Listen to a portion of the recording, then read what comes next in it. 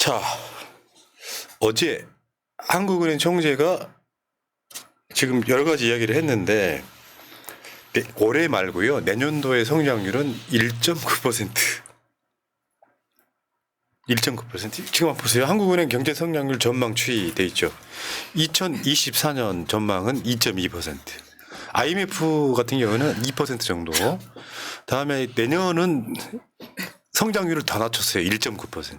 2026년에 1.8%랍니다. 저게 여러분 연속을 찍으신 분들 나라가 망하는 그래프예요.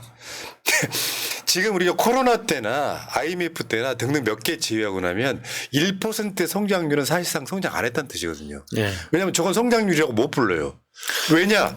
물가 추이도 있는 거고 등등 하다 보니까 최소 3%는 나와야 정상이에요.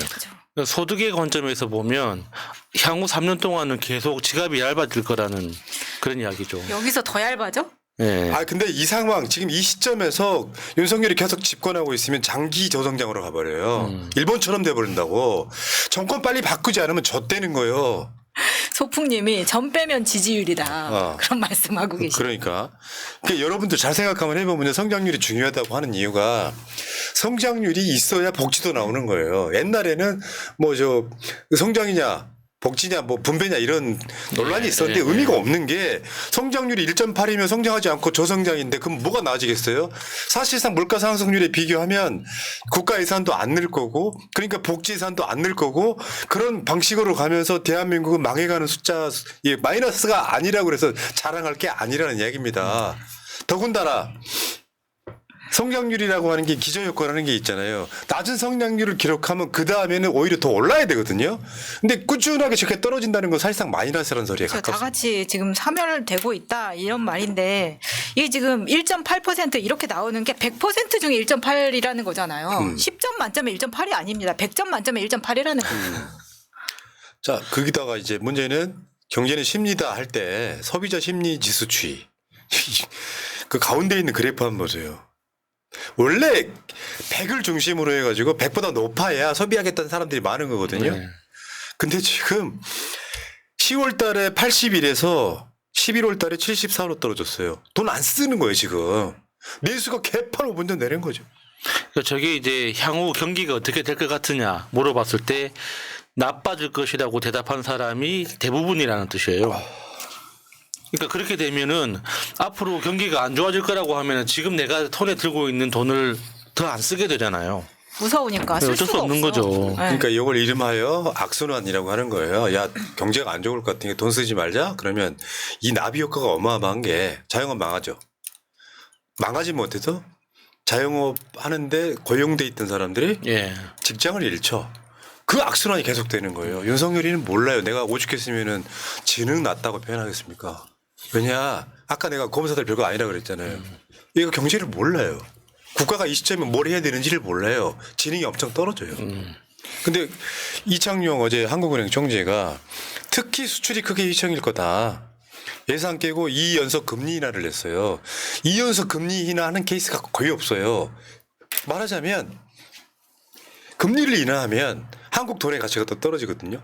그러면 환율이 더 뛰어요. 그러니까 지금 1,400원대에서 거의 고정될 가능성이 높아져요. 그런데 또 저렇게 할 수밖에 없는 이유가 있어요. 금리를 인하를 해야 은행에 돈을 더 갖다 쓸 거 아니에요. 네. 그러니까 그 아이고. 한국은행에서도 찬성하는 사람 반대하는 사람이 있다 그러는데 이연속 금리나 찬성하는 사람이 더 압도적이었다고 합니다. 그러니까 지금 골 때리는 게 이창용 하는 총재가 문재인 대통령 말기에 임명한 사람이잖아요. 최근 대선 후보까지 올라갑니다. 지금. 도저히 인기 사람이 없다 보니까 1% 나왔어 지금 이창용이. 왜냐하면 이창용이 그런 발언을 했었거든요. 정치인 같은 발언을 했었어. 그렇죠. 뭐 교육에 대한 강남 그 발언을 했었단 말이에요. 근데 일단 환율 쪽 이야기를 한번 해볼게요. 골드만삭스가 경고했어요. 금리 인하 시 환율 1,450원 급등. 한국은행의 딜레마. 지금도 1,400원 초반이잖아요. 1,400원 10원 이하에서 지금 왔다 갔다 하고 있는데. 그러니까 어떤 특정한 시점에 타이밍을 놓친 거예요. 금리 인하를 할 건지 말 건지를 계속 망설이는 상황이 오다 보니까 아마 내가 봤을 때 윤석열이가 이번에 경제 얘기가 나오면 한국은행 탓을 할 가능성이 높아요. 타이밍을 놓쳤다. 근데 윤석열이가 이미 수출 같은 거를 뭐랄까 잘 못 되게끔 상황이 만들어 놓은 상황에서 지금 이렇게 되면은 환율이 문제가 되면은 우리나라 수입하는 금액이 높아집니다. 환율 때문에 같은 우리나라가 수입해갖고 가공해갖고 수출하는 나라잖아요. 그걸로 먹고 사는. 높아집니다. 그러면 기본적으로 수입 단가가 높아지고 물가는 올라가고 이 악순환 될 수밖에 없는데 한국은행은 지금 경기를 택한 거다 이렇게 보시면 될 것 같습니다.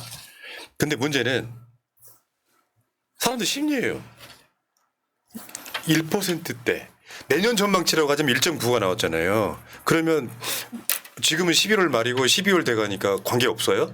내년을 위해서 사람들 통년에도 안 한다는 거 아니에요? 그러니까 제가 최근에 큰 건설 회사에서 전국의 모델하우스를 관리하는 분하고 잠깐 차 한잔 한 적이 있는데 그분 하는 이야기가 자기가 이 회사에서 지금 거의 20년 가까이 일을 하고 있는데 이렇게 안 되는 건 처음이라는 거예요. 저기 그러니까 보세요, 저기 그래프. 그 금융위기 코로나 때도 보통 한 달에 서너 개 정도의 모델하우스는 돌아갔대요. 그러니까 이게 장사가 잘 될 때는 한 달에 10군데 정도의 모델하우스가 돌아가고 장사가 정말 안 돼도 한 달에 3개 정도는 돌아갔다는 거예요.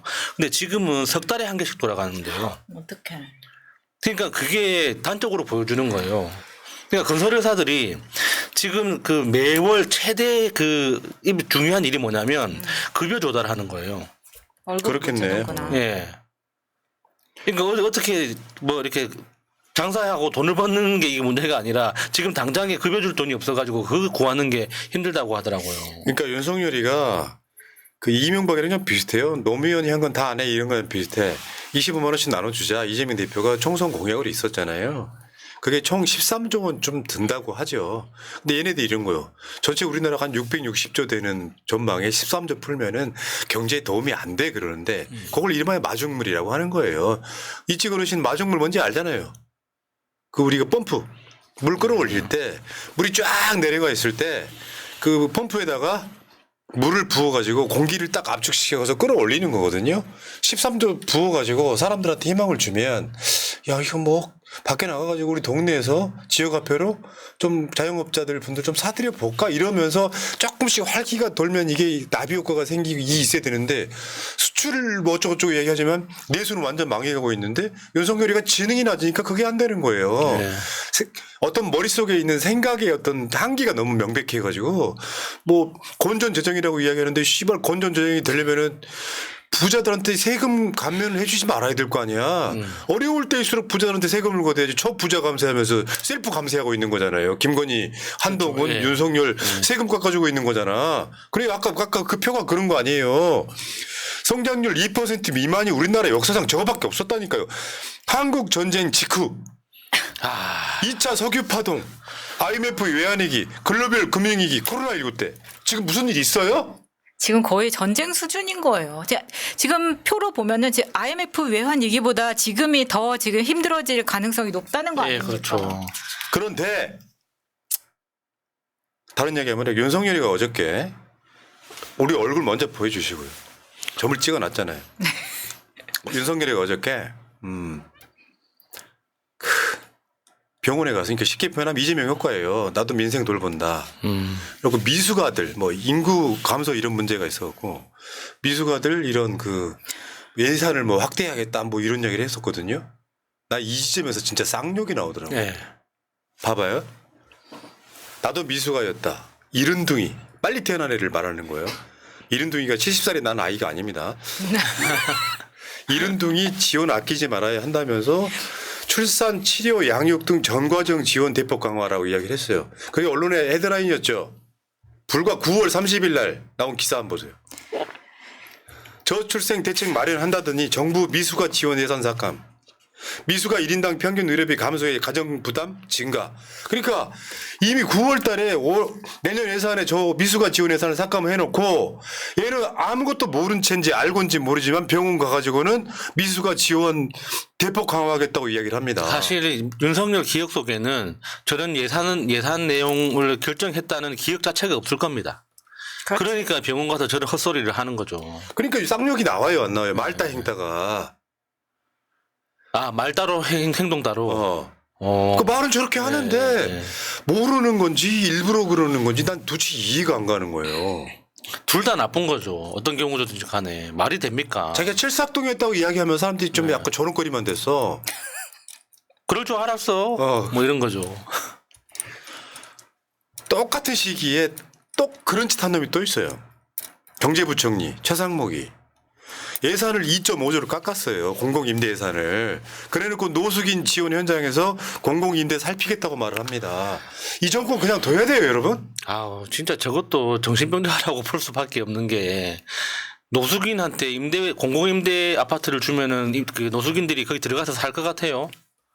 아니에요. 아니, 그런 문제가 아니라. 그렇기도 하고, 그러니까 이게 전체적으로 공공임대에 대한 내용도 모르고 노숙인 문제가 어떤 게 진짜 본질인지에 대해서 아무것도 모르고 그냥 입에서 나오는 대로 짓거린 거예요, 그냥. 나는 정책의 원칙을 이야기하는 거예요.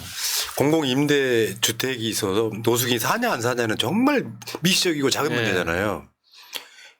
쇼한 거지. 이를테면 연말 연시되고 그러니까 노숙인들 지원하는 행사에 가가지고 야 공공임대 예산 막 늘리겠다 이렇게 살피겠다 해놓고 봤더니 불과 며칠 전에 예산을 2.5조 깎아놨어. 이 정권이 사기꾼들이지 이게 뭐예요 이게 지금. 그러니까 어차피 저런 현장에 노숙인 지원 현장에 가서 노숙인들이 그 예산을 깎았는지 안 깎았는지 모를 거라고 생각하기 때문에 저런 거짓말을 앞에서 뻔뻔하게 하는 거 아닙니까? 그러니까 사기꾼 정권인 거고요. 이거 어제 말고 어제 국회에서 외교부 장관 나와서도 골 때리는 게 사도광산 문제 있잖아요. 네. 사도광산에 일본이 그 한국인 강제노동에 관련한 거를 논내 많이 하다가 완전 그냥 그대로 당했잖아요. 네. 일본의 석임수에 그 오염수 방류부터 시작해가지고 고남도 사도광산 다 똑같은 식으로 당했잖아요. 근데 우리나라에 지금 외교부 장관 세상에 국회에 나와가지고 제일 똑똑한 척하는 목소리가 제죠. 예. 굉장히 좀 고압적이면서 국회의원들을 함부로 대하기도 하고 말하는 건 가장 똑똑해 그러니까 똑똑한 척하는 자가 저예요, 조태열. 근데 어제 결국은 사도광산 문제에 있어갖고 구려개고 하니까 책임지겠다고 이야기를 합니다. 어떤 책임이라도 지겠다 저게 그거 아니에요. 사퇴하겠다는데 사퇴한다는 말을 못해. 대통령이 물러나고 하지 않는 사퇴하지 않겠다는데 말은 저렇게 하는 거예요. 어떤 책임이라도 지겠다고. 무슨 책임을 질 수 있는데요? 사퇴하면 끝이잖아요. 저런 사람들은. 근데 이번에 그 사도광산 그 추도식을 정부 차원에서 별도로 했잖아요. 그 현장에서. 근데 그 사진을 보니까 진짜 그러니까 너무 슬프더라고요. 대한민국이 이거밖에 안 되나? 아니 그 자막이나 여러 가지 정보가 없으면은 그냥 동네 산악회가 무슨 그 고사 지내는 것 같은 그런 맞아. 분위기예요. 네. 그냥 천막 쳐놓고 뭡니까 도대체? 더 굴욕적이더라고요. 대한민국이 그 역사적인 문제인식을 가지고 그 만들었다는 그 행사에서 그 이상한 그 허름해 보이는 천막 하나 덜렁 있고 사람들 쭉 세워놓고 사진 찍는 게 말이 됩니까? 네. 근데 더 골 때리는 게 이 타이밍이 아까 그 JTBC 썸네일하고 비슷한 맥락이에요. 요미우리가 보도하는 건 다 맞잖아요. 그렇죠. 일본 언론이 보도하는 건 다 맞잖아. 이렇게 만들어 놓고 내년 1월 달에 이시바 일본 총리가 방한한다는 거야. 이제 성렬이가 기시다를 보내고 이 시바하고 지금 또 정상회담 하겠다는 거예요. 아니 일본이 저렇게 한국 뒤통수를 쳐. 누구 때문에? 윤석열 때문에. 윤석열이 모자라가지고 마음껏 이용해 먹는데 그렇죠. 눈치코치 없는 애가 1월 달에 이시바를 한국 오라고 한다는 거예요. 아니 뒤통수를 대주고 있는데 당연히 때리고 싶지 않겠습니까? 아니 그 이시바 입장에서는 그러니까 윤석열에 대해서 이런저런 소문을 많이 들었을 거 아닙니까? 그렇지. 근데 이제 모자란 그 알려진 바로는 이시바가 약간 극우적 발언을 몇 번 한 적은 있지만 그래도 굉장히 합리적인 사람이라고 알려져 있거든요. 그나마. 예, 근데 그 이시바 개인적으로는 믿지 않을 겁니다. 세상에 사람이 그럴 리가 없다. 여러 그 논평들에 대해서 그럴 리가 없다. 내가 직접 보겠다 하고 이제 왔다가 깜짝 놀라겠죠. 그러니까 이시바가 봤을 때 무능한 새끼, 무지한 새끼, 돌아가면 게으른 이시바 새끼, 하면서 돌아가겠지. 재능 낮은 새끼. 진짜 부끄럽다 솔직히. 아니 근데 요미우리가 저렇게 이야기하면 항상 대통령실 패턴이 있습니다. 아니다, 우린 정해진 거 없다. 그렇지만 항상 요미우리가 항상 맞았어요. 맞아요. 네. 이게 뭐냐면 이게 사실이면 인정해버리면 지금 네가 사도광산 문제로 또 일본한테 당했으면서 일본 총리 오라 그래. 이제는 오므라이스 말고 뭘 줄라나? 하이라이스로? 카레라이스. 카레라이스? 그런 짓 하려고 하니까 이미 일본에 보도를 했어. 이시바 총리가 한국 간다더라. 사실은 정해진 거예요. 그렇죠. 100%예요.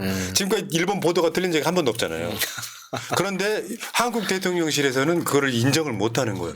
간입. 온다는 이야기를 못 하는 거예요. 이런 비겁한 정권이 있습니까? 여기까지 할게요. 자, 이심 전심님, 호빠의 성지 검사들 건의가 지명하면 알랑방구 모든 걸 보여주는 진정한 호빠 집단. 저는 동의하지 않아요.